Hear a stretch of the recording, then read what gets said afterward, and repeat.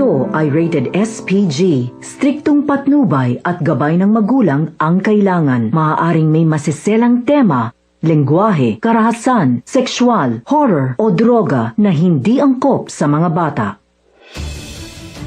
Welcome back muli sa ating channel mga ka-Serenatics. Sa pagpapatuloy ng kwento, lalong umiinit ang tensyon matapos ang sunod-sunod na revelasyon tungkol sa tunay na pagkatao at relasyon ng mga pangunahing karakter.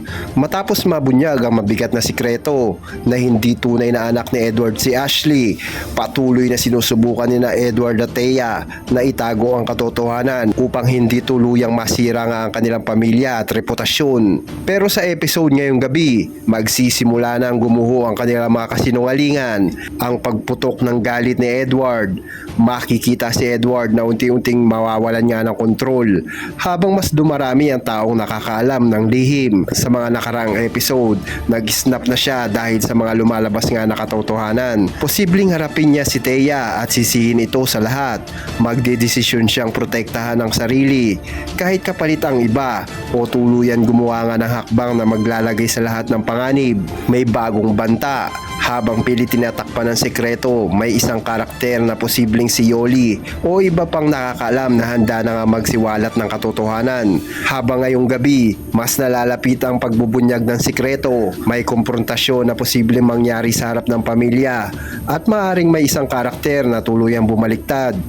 Ang pinakamalaking pasabog, ang episode na ito ay magsiset up ng malaking turning point.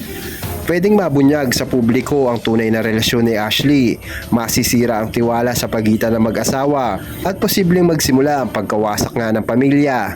Dito, magsisimula ang mas madilim na bahagi ng kwento kung saan hindi na sapat ang pagsisinungaling para maitago nga ang katotohanan. At ang pinakamatinding tensyon niya sa episode na ito, magtatapos na ang episode sa isang matinding eksena. Posibleng isang sigawan o konfrontasyon, isang taong tuluyang magsasabi nga ng totoo o isang shocking decision ni Edward.